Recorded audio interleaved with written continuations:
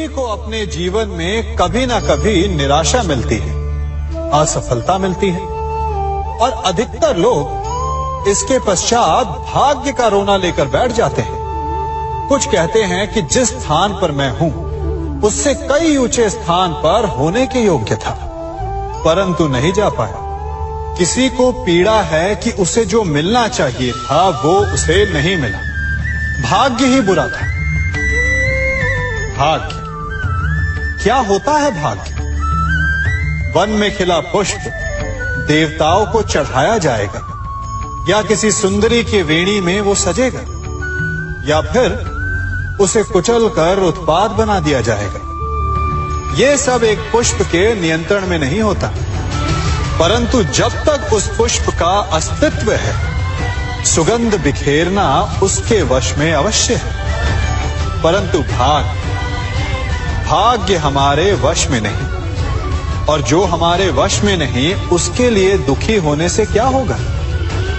कर्म पर वश है, वो कीजिए और धीरे धीरे भाग्य आपके वश में आ जाएगा, क्योंकि कर्म ही प्रधान है।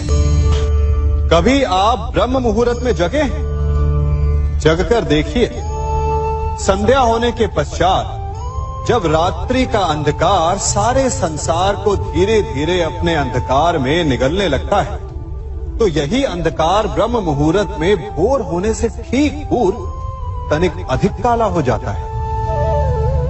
कुछ समझे? हमारा जीवन भी कुछ ऐसा ही होता है। जब हमारे जीवन की समस्याएं अपने अंत पर होती है, तो यही समस्याएं एक भीषण रूप लेकर हमारे समक्ष प्रस्तुत हो जाती है, और ऐसे परिस्थिति में अधिकतर लोग हार मान जाते हैं, भय खा जाते हैं। परंतु यदि आप हार न माने, भय न खाएं, दृढ़ रहें, निरंतर आगे बढ़ते रहें, तो प्रकाश के रूप में हमारा स्वागत करने के लिए सूर्य उदय सदा हमारे समक्ष प्रस्तुत रहेगा। आपने बरगद के वृक्ष को देखा है? जितना विशाल उतना दृढ़। पतझड़ में वो सूख जाते हैं, परंतु दुर्बल नहीं होते, टूटकर गिरते नहीं। और उसके विपरीत दलदल में उपजे वृक्षों को देखिए, वो दिखने में तो बड़े होते हैं, पतझड़ आए या शीत सदा हरे भरे होते हैं, परंतु इतने दुर्बल होते हैं कि जलधारा के हल्के से वेग से वो गिर जाते हैं। परंतु ऐसा क्यों होता है? कारण है जड़ें। जिसकी जड़ें दृढ़ भूमि में है, वो हर चक्रवात, हर ऋतुओं को सह लेता है, और जिसकी जड़ें दलदल में है, वो स्वयं की जड़ों को दुर्बल बना लेता है। कुछ ऐसा ही मनुष्य भी होता है, जो अधर्म, कुकर्म और असत्य की धरा पर उपजा है। वो समय की एक मार भी नहीं सह पाता, और जो मनुष्य सत्य, धर्म की धरा पर उपजा है, वो हर समस्या से अविचलित हो जाता है। अब आप पर निर्भर करता है कि आप क्या बनना चाहते हैं। हमारे जीवन में मित्र और शत्रु बड़ा महत्व रखते हैं। यदि गंभीरता से सोचा जाए तो ऐसा कोई क्षण नहीं जब हम अपने मित्रों के बारे में ना सोचते हो, या फिर अपने शत्रुओं के बारे में। हमारा हर कार्य या तो हमारे मित्रों के हित के लिए होता है, या फिर हमारे शत्रुओं के अहित के लिए। हम हर स्थान या तो अपने मित्रों के साथ होते हैं, या फिर अपने शत्रुओं के साथ। कोई नहीं चाहता कि उनका शत्रु प्रसन्न रहे। हर कोई अपने शत्रु को नष्ट कर देना चाहता है, और ऐसा करने के लिए वो हर संभव प्रयास करता है। उसे आर्थिक, मानसिक और शारीरिक हानि पहुंचाने का प्रयास करता है। परंतु यदि मैं आज आपको ऐसा मंत्र सिखाऊं जिससे आप अपने शत्रु को सदा के लिए नष्ट कर दे तो, और वो मंत्र है मित्र बनाना। अपने सभी शत्रुओं को अपना मित्र बना लीजिए और आपके सारे शत्रु स्वतः ही समाप्त हो जाएंगे। मैं क्या कर रहा हूं? मैं दिए प्रज्वलित कर रहा हूं ताकि अंधकार को मिटा सकूं। अब आप कहेंगे कि इसमें कौन सी बड़ी बात है ना? परंतु इसमें महत्वपूर्ण बात समझने के लिए यह है कि मैं क्या नहीं कर रहा हूं, और मैं अंधकार नहीं कर रहा हूं, क्योंकि अंधकार को मिटाने के लिए प्रकाश का अस्त्र तो उठाना ही पड़ता है। बुराई को बुराई से नहीं, अच्छाई से जीता जाता है। अन्याय को अन्याय से नहीं, न्याय से लड़ा जाता है। क्रोध को क्रोध से नहीं, क्षमा का साथ लेना होता है। ठीक उसी प्रकार एक लोहा लोहे को काटता है, परंतु एक ठंडा लोहा ही गर्म लोहे को काट सकता है। इसलिए यदि आपको अपने जीवन में विजयी होना है तो अपने शस्त्रों को, अपने अस्त्रों को सोच समझ कर उठाइए, क्योंकि एक अनुचित सोच परिणाम पर भारी प्रभाव डाल सकती है।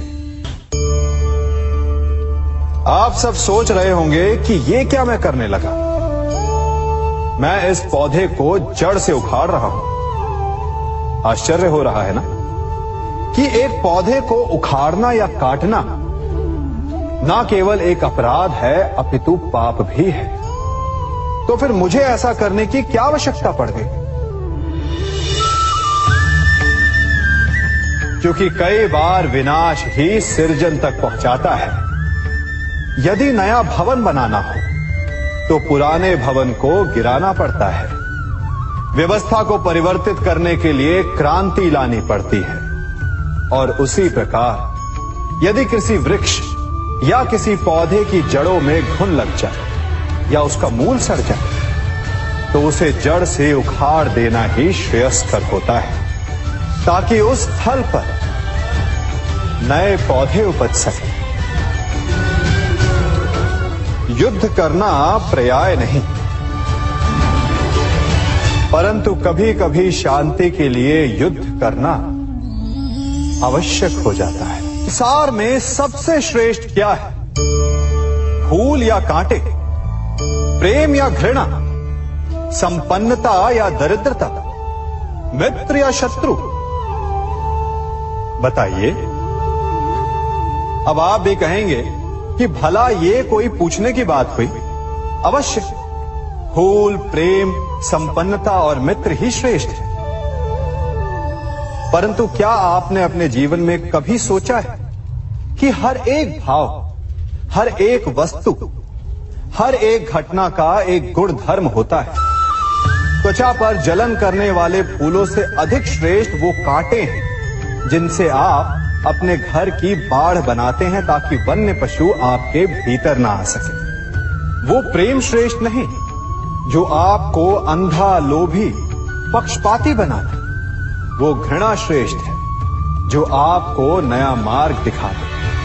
वो संपन्नता श्रेष्ठ नहीं जो आपको कृपण बनाता, मद्दांध बनाता। वो दरिद्रता श्रेष्ठ है जो आपको जीवन में परिश्रम करने की शिक्षा दे। कुविचार देने वाले, बुरा मार्ग दिखाने वाले मित्रों से अधिक श्रेष्ठ वो शत्रु होते हैं जो हमें जीवन का लक्ष्य दे दें।